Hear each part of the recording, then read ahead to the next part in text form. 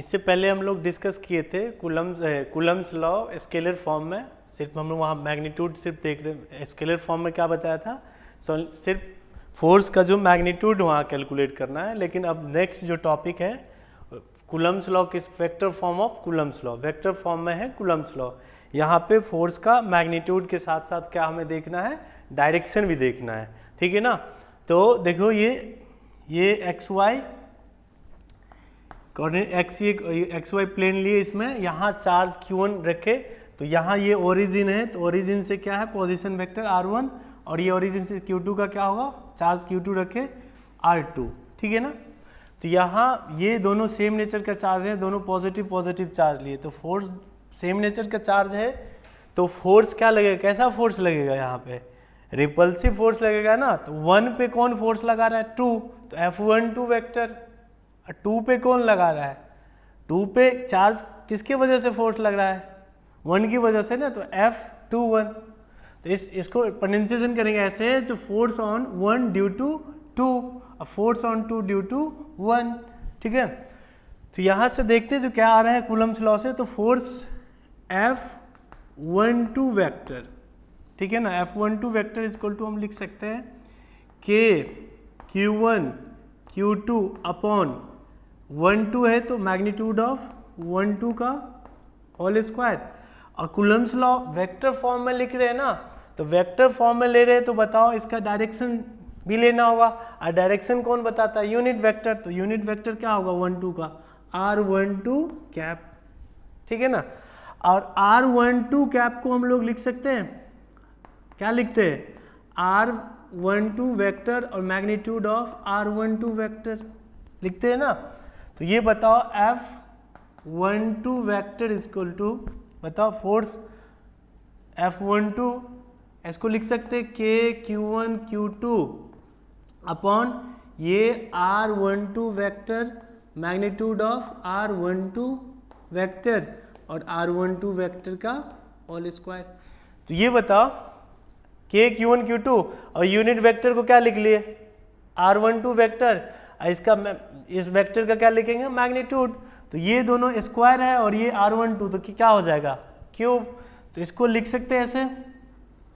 इसको लिख सकते हैं F12 vector K Q1 Q2 upon R12 vector का क्यूब और R12 वेक्टर, ठीक है ना।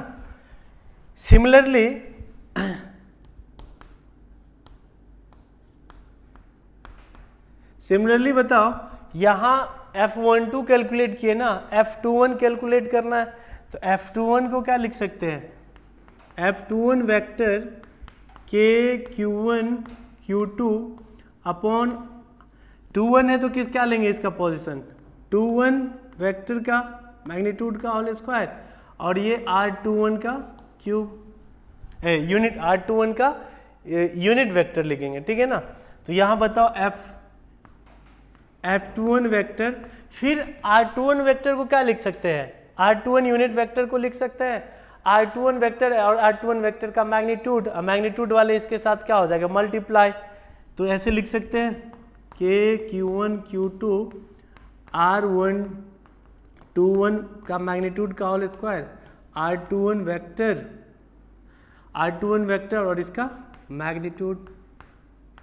लिख सकते हैं ना। तो ये F21 vector equal to K Q1 Q2 R21 vector का क्यूब हो जाएगा, और ये R21 ये वेक्टर, यहाँ तक लिख सकते हैं ना। तो इसको इक्वेशन सेकेंड कंसीडर कर लेते हैं, और इसको इक्वेशन जो F12 वेक्टर है इसको फर्स्ट लिख सकते हैं, ठीक है ना, फर्स्ट लिख लेते हैं। तो ये बताओ, ये हम लोग जानते हैं R12 वेक्टर को हम लोग क्या लिख सकते हैं, R1 vector minus R2 vector, vector में क्लास 11 में पढ़ रहे हैं ना। R12 को क्या लिख सकते हैं, R1 वेक्टर माइनस R2, इसमें से माइनस कॉमन ले ले तो क्या लिख सकते हैं बताओ, R2 vector minus R1 vector. तो ये बताओ इधर से R21 वेक्टर को क्या लिख सकते हैं बताओ, R2 vector minus R1 vector लिख सकते हैं ना। तो यहां से बताओ R12 वेक्टर को हम लिख सकते हैं माइनस R21 वेक्टर, ये लिख सकते हैं ना। तो ये R12 की जो वैल्यू है यहाँ पे, ये R12 की वैल्यू क्या आ रहा है, R12 की जो वैल्यू क्या आ रहा है R12 वेक्टर के माइनस R21। तो ये जो वैल्यू है इक्वेशन फर्स्ट में पुट करो, ये इक्वेशन फर्स्ट में रखते हैं। तो ये F12 equal to K Q1 Q2 upon R12 के बदले क्या रखेंगे 21। अब मैग्नीट्यूड कभी नेगेटिव नहीं होता, क्यों, तो ये माइनस माइनस क्या इधर प्लस ही लिखेंगे, और इधर क्या हो जाएगा ये माइनस R21 वेक्टर, ठीक है ना। तो ये वाले बताओ, ये यहां से बताओ, ये इक्वेशन सेकंड से, इक्वेशन सेकंड में क्या है K Q1 Q2 upon R21 का वेक्टर, R21 का क्यूब और R21 वेक्टर है ना ये। तो ये वैल्यू तो यही है ना, सेम वैल्यू है इक्वेशन सेकंड वाले। तो ये वैल्यू क्या है F21, ये F21 वेक्टर है ना। तो F12 vector equal to minus F21, ठीक है ना। तो ये क्या कहता है यहां से, जो फोर्स जो 1 पे लगा रहा है इधर और 2 पे लग रहा है, दोनों का मैग्नीट्यूड क्या है इक्वल है, सिर्फ डायरेक्शन क्या है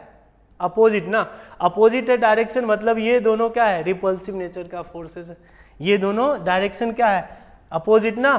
तो यहाँ डायरेक्शन अपोजिट ले लिए। तो फिर से समझ लेते हैं क्या बताया मैंने, यहाँ से 1 पे जो फोर्स लगा रहा है चार्ज, कौन से चार्ज की वजह से लग रहा है 2 की वजह से, और 2 पे किस चार्ज की वजह से लग रहा है 1 की वजह से। तो लिख लिए F12 इक्वल टू इतना आ गया, ठीक है ना। सिमिलरली उसी तरह से F21 इक्वल टू आ गया, और पोजीशन वेक्टर लिख लिए, और पोजीशन वेक्टर की वैल्यू हमने इक्वेशन फर्स्ट में रख दिए, इक्वेशन फर्स्ट में रखे तो ये वैल्यू आया, और ये वैल्यू क्या है ये F21 के इक्वल है। तो F12 इक्वल टू क्या आ गया माइनस F21। मतलब यहाँ पे कौन सा लॉ अवे हो रहा है, न्यूटन्स थर्ड लॉ, यही हो रहा है ना, जो इक्वल एंड अपोजिट फोर्सेज लग रहे हैं। तो ये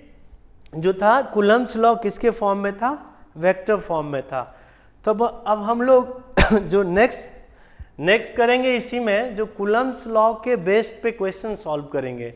तो कूलम्ब्स लॉ के बेस्ड पे हमें क्वेश्चन सॉल्व करना है। तो फर्स्ट जो क्वेश्चन है स्केलर फॉर्म में, जो चार्ज एग्जांपल लेते हैं एक, जैसे चार्ज Q1 5 माइक्रो कूलम लिए और दूसरा 10 माइक्रो कूलम लिए, ठीक है ना। और दोनों को R डिस्टेंस पे रखे, R में 2 मीटर लिए, ठीक है ना, 2 मीटर लिए, दोनों डिस्टेंस दोनों चार्ज को रखे, और दोनों चार्ज को कंसीडर कर लिए जो एयर में रखे हुए। तो एयर में रखे तो बताओ फोर्स, हमें फोर्स कैलकुलेट करना है इन दोनों चार्ज के बीच में। तो force according to Coulomb's law क्या होता है, force K1 Q2 upon R square. तो फोर्स जो होगा K कितना होता है 9 इंटू 10⁹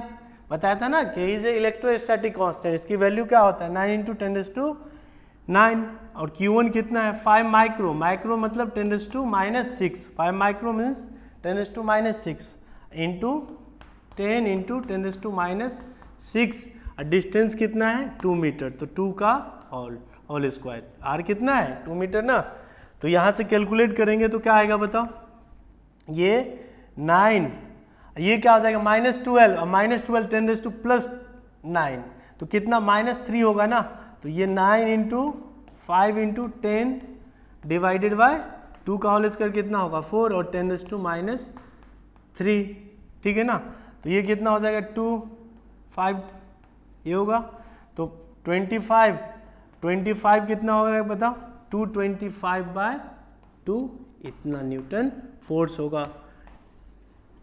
ठीक है ना। तो 2 पॉइंट चार्जेस के बीच में तो क्या फॉर्मूला लगा कूलम्बिक, ये जो फोर्स कैलकुलेट किए हैं क्या होता है K Q1 Q2 upon R square. K की वैल्यू दे दी है और Q1 कितना है इतना 5 इंटू 10⁻⁶ माइक्रो कूलम है इसलिए 10⁻⁶ लिए हैं। दूसरा Q2 कितना है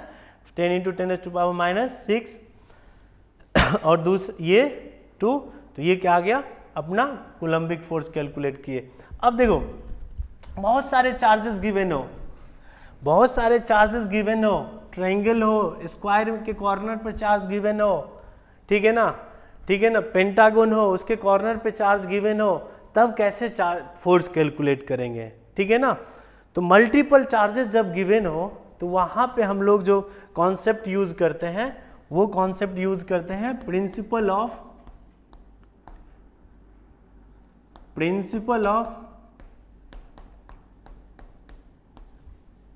सुपरपोजिशन का कॉन्सेप्ट यूज करते हैं, सुपरपोजिशन। कब यूज करेंगे? जब सिंपल सा दो चार्जेस गिवन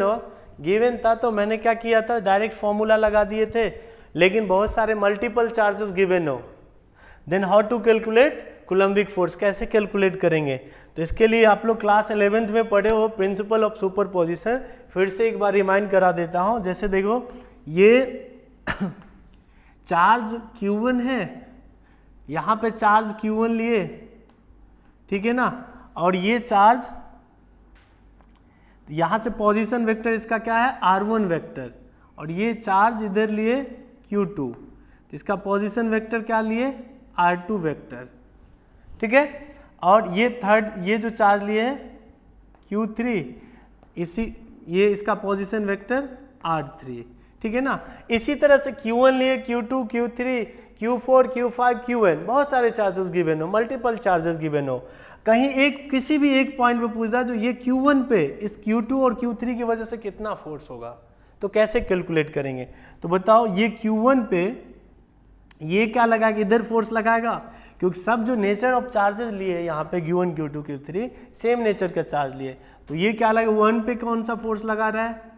3, तो F13, ये क्या करेगा इधर फोर्स लगाएगा ये, तो ये क्या हो जाएगा बताओ, F1 पे कौन फोर्स लगा रहा है 2-1, तो ये क्या हो जाएगा F21, ठीक है ना। तो ये F21 हो गया। अब देखो पैरेललोग्राम लॉ क्या कहता है, इन दोनों का रिजल्टेंट किधर आएगा, इधर ना, इन दोनों का रिजल्टेंट इस साइड आएगा, इसको मान लीजिए F, ये जो रिजल्टेंट हो रहा है F वेक्टर, तो ये जो रिजल्टेंट फोर्स होगा F, इसको क्या करते हैं हम लोग, इन दोनों के फोर्स के इक्विवेलेंट होगा, ये F21 वेक्टर प्लस F कितना होगा 1-3 वेक्टर, ठीक है ना, तो F नेट हो जाएगा ये, ठीक है ना। जैसे देखते हैं, जैसे ये कंसीडर किए जो दो, ये समझा पहले जो क्या किया मैंने, Q1 चार्जेस Q1, Q2 और Q3 चार्जेस लिए, ठीक है ना, Q1, Q2, Q3, और मैंने यहाँ पे फोर्स कैलकुलेट कर रहा हूँ किसके वजह, ये Q1 पे किसके वजह से, Q2 और Q3 की वजह से। तो Q1 पे कौन लगा रहा है फोर्स, Q3, तो क्या होगा 1 पे 3, तो F13, यहाँ पे क्या होगा F13, और Q1 पे कौन फोर्स लगा रहा है 2, तो F क्या होगा F12। तो हम जानते हैं वेक्टर एडिशन में पैरेललोग्राम लॉ पहले पढ़े ना, तो इसके पैरेलल ये साइड लिए, इसके पैरेलल ये डिराइव किए फॉर्मूला, तो रिजल्टेंट क्या होता है इन दोनों के बीच में ना, तो F वेक्टर क्या लिखेंगे, F vector is equal to resultant F vector लिए यहाँ पे, तो F vector is equal to क्या होगा बताओ, F21 प्लस F13 वेक्टर, ठीक है। अब देखते एग्जाम्पल, जैसे एग्जाम्पल लिए यहाँ पे, जो एक फोर्स F1 है, F1 ये, और इधर ये F2 है ये, तो ये, और थीटा एंगल पे इंक्लाइन है, थीटा एंगल पे इंक्लाइन है, तो इन दोनों का क्या होगा बताओ, रिजल्टेंट तो ये होगा ना, रिजल्टेंट ये होगा, तो बताओ F नेट क्या लिखते हैं, F net is equal to root under F1 का होल स्क्वायर, F2 का whole square plus 2F1 F2 cos theta, यही होता है ना। F1 और F2 दो फोर्सेस थीटा एंगल पे इंक्लाइन है, तो इसका रिजल्टेंट F नेट इधर होगा, F नेट, ठीक है ना। तो F नेट कैसे कैलकुलेट करते हैं, याद होगा, तो कौन सा लॉ यूज करते हैं हम लोग, पैरेललोग्राम लॉ, ठीक है ना। पैरेललोग्राम लॉ यूज किए यहाँ से, और डायरेक्शन निकालने के लिए हम लोग क्या करते थे, अल्फा ना, अल्फा, तो 10 अल्फा इज इक्वल टू, याद होगा क्या करते थे, ये वाला एक्सटेंड किए, तो ये वाला क्या होता है, ये F2 है, ये वाला F2 cos थीटा, ये क्या होगा ये F1 है तो ये क्या हो जाएगा F2 cos थीटा, और ये क्या हो जाएगा F2 sin थीटा। तो ये क्या हो जाएगा बताओ, F2 sin theta divided by F1 plus F2 cos theta. तो ये इससे हम क्या फाइंड आउट करते हैं, डायरेक्शन, ठीक है ना। तो क्या याद रखना है आपको, दो फोर्सेस, आप लोग क्लास 11th में ये भी डिस्कस किए थे, जो दो फोर्सेस थीटा एंगल पे इंक्लाइन है F1 और F2, तो इसका रिजल्टेंट हमें क्या याद रखना है, रूट अंडर F1 का whole square F2 2F1 F2 cos theta, ठीक है। ट्रायंगल लिए, ट्रायंगल के जो वर्टेक्स है यहाँ पे प्लस क्यू, ये भी प्लस क्यू है, ये भी प्लस क्यू है, और ये जो ट्रायंगल है कौन सा ट्रायंगल है, ये इक्विलैटरल ट्रायंगल है, ठीक है ना, इक्विलैटरल ट्रायंगल है ये, और इसका जो साइड क्या है, ए है। क्या लिए क्वेश्चन क्या है, ट्रायंगल है ABC और ट्रायंगल कैसा है, इक्विलैटरल ट्रायंगल है, और इसका साइड क्या लिए, ए। अब हमें find force at B point पे हमें फोर्स कैलकुलेट करना है, ठीक है ना। तो देखो प्लस क्यू है यहाँ पे, ये बी पे प्लस क्यू चार्ज है और सी पे प्लस क्यू और ए पे भी क्या है, प्लस क्यू, और इक्विलैटरल ट्रायंगल है तो सारा एक साइड ये ए है तो दूसरा ये भी क्या होगा, ए, और ये भी क्या होगा, ए ना, तीनों साइड तो इक्वल होंगे ना, इक्विलैटरल ट्रायंगल है, और एंगल कितने डिग्री का होगा, 60 डिग्री, 60। अब बताओ ये प्लस है, ये भी प्लस है, तो प्लस यहाँ पे हमें बी पॉइंट पे देख फोर्स कैलकुलेट करना है, तो कंफ्यूज नहीं होना है। यहाँ पे ये बी पॉइंट है तो इस बी पे किसके वजह से फोर्स लग रहा है, जो चार्ज ए पे है, ए पे जो चार्ज प्लस क्यू इसके वजह से, और सी पे जो चार्ज प्लस क्यू इसके वजह से लगेगा, तो प्लस प्लस में क्या होगा, रिपल्सन, तो रिपल्सन इधर हुआ, ये कंसीडर कर लिए जो ये F1 फोर्स लगा रहा है इधर, और ये कितना लगा कि इधर ये भी प्लस है और ये भी प्लस है, तो इधर भी क्या होगा बताओ, ये भी रिपल्सन, और इस C की वजह से F2 लग रहा है, ठीक है ना। अब बताओ रिजल्टेंट जो होगा, रिजल्टेंट फोर्स, ये 60 डिग्री है तो ये कितना हो जाएगा 120 डिग्री, और तो ये कितना हो जाएगा, ये वाला, ये वर्टिकली अपोजिट एंगल देख लीजिए, ये भी 60 डिग्री। तो बताओ अभी बताया था ना, दो फोर्स यदि थीटा एंगल पे इंक्लाइंड है F1 F2, तो इसका रिजल्टेंट क्या होता है, रूट अंडर F1 का होल स्क्वायर F2 का रूट अंडर F1 का होल स्क्वायर F2 का whole square plus 2F1 F2 cos theta. तो इसका रिजल्टेंट इस बीच में होगा ना, ये F नेट ले लिए, रिजल्टेंट फोर्स है, ठीक है ना। तो F नेट बताओ, तो पहले F1 कैलकुलेट कर लेते हैं, उसके बाद F2 कैलकुलेट कर ले। तो F1 इज इक्वल टू क्या होगा, K, Q1 Q2 क्या है, Q1 भी Q है और Q2 भी क्या है, तो Q इंटू Q क्या हो जाएगा, Q स्क्वायर, डिस्टेंस क्या है दोनों के बीच में, A, तो A स्क्वायर। अब बताओ F2 कितना है, F2 भी देखो, F2 कितना होगा, K, Q1 भी प्लस Q और Q2 भी क्या है, प्लस Q, तो बताओ Q इंटू Q क्या हो जाएगा, Q स्क्वायर, फिर तो ये Q स्क्वायर डिवाइडेड बाय दोनों का डिस्टेंस भी क्या है, A, तो ये F1 और F2 क्या दिख रहा है, सेम ना। तो F1 is equal to F2 कितना आ रहा है, KQ square divided by A square, equal है ना, इक्वल आ रहा है, तो नेट फोर्स ऐसे लिख सकते हैं, रिजल्टेंट नेट क्या होगा, F1 का होल स्क्वायर प्लस F2 का whole square plus 2F1 F2 होगा ना, ये रूट अंडर F1 का होल स्क्वायर F2 का whole square F1 F2 cos theta, और थीटा कितना है, F1 F2 के बीच में थीटा कितना है बताओ, 60 ना, तो 60 डिग्री। तो बताओ F net is equal to, ये F1 F2 इक्वल है, इसको F कंसीडर कर लिए, दोनों इक्वल है ना, तो F1 is equal to F2 और KQ square by A square is equal to F ले लिए, तो F की वैल्यू यहाँ F1 भी F स्क्वायर, F2 भी F स्क्वायर, F1 F2 क्या हो जाएगा, दोनों इक्वल हैं तो 2F स्क्वायर, cos 60, cos 60 कितना होता है, cos 60 1/2 होता है, तो ये रूट अंडर ये 2f square, f square 2f square plus 2f square cos 60 कितना होगा 1/2, तो 1/2 कैंसिल आउट हो जाएगा, तो ये बताओ कितना हो जाएगा, ये 3f स्क्वायर, तो ये कितना हो जाएगा बताओ रूट 3f, और f कितना है अभी बताया, f1 equal to f2 equal to f लिए थे ना, f की वैल्यू क्या है kq square by a square, तो ये इसको लिख सकते हैं root 3 kq square by a square, इतना न्यूटन, ठीक है ना। तो समझना है जो ये हमें यहाँ पे जब भी मल्टीपल चार्जेस गिवन हो तो वहाँ पे रिजल्टेंट लगाने के लिए ये वाला फॉर्मूला यूज करना, और वहाँ पे रिजल्टेंट ऐसे इस फॉर्मूला यूज करके तब यूज करेंगे, ठीक है ना। अब देखो एक इम्पोर्टेंट पॉइंट यहाँ पे याद रखना है, जैसे ये डायरेक्ट हम लोग फोर्स का मैग्नीट्यूड इक्वल आया, दो फोर्सेस का मैग्नीट्यूड इक्वल है, अब इक्वल है तो कैसे हम लोग डायरेक्ट याद रखें, जो थीटा भी गिवन हो तो डायरेक्ट हम कैसे करेंगे, फोर्स क्या बताया मैग्नीट्यूड, दो फोर्सेस का मैग्नीट्यूड क्या है एफ इक्वल, ठीक है ना, इंपॉर्टेंट पॉइंट है ये याद रखना, इक्वल है इसको एफ ले लिया। अब फर्स्ट केस में थीटा गिवन है, थीटा 0 डिग्री हो, 0 गिवन है, तो ये एफ नेट का फॉर्मूला क्या होता है रूट अंडर f1 का whole square plus f2, f1 f2 क्या है इक्वल ना, f square plus f square और 2f स्क्वायर cos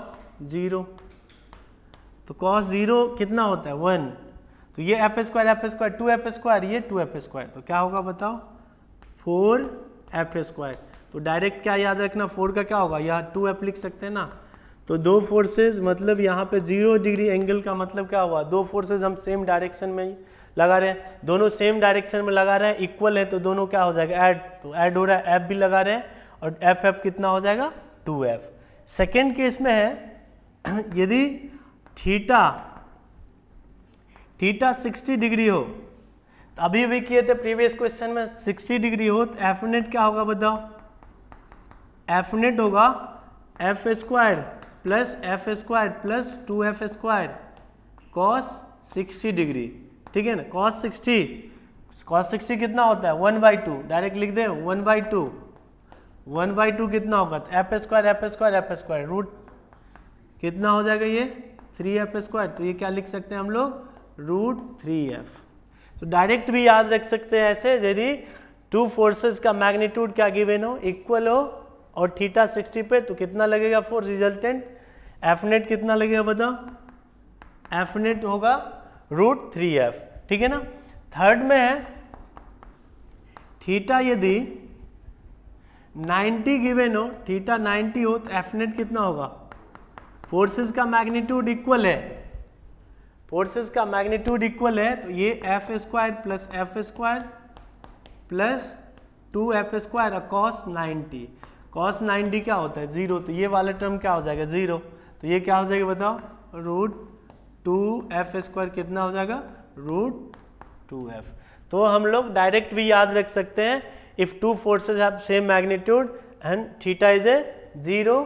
तो 0 होगा तो एफ नेट कितना होगा 2f, थीटा 60 होगा तो कितना होगा रूट 3f, थीटा 90 होगा तो कितना होगा रूट 2f, ठीक है ना। तो यहाँ ये था, ये सुपरपोजिशन प्रिंसिपल में हम लोग अभी तक पढ़े हैं, तो नेक्स्ट क्लास में हम लोग डिस्कस करेंगे इलेक्ट्रिक फील्ड। Thank you.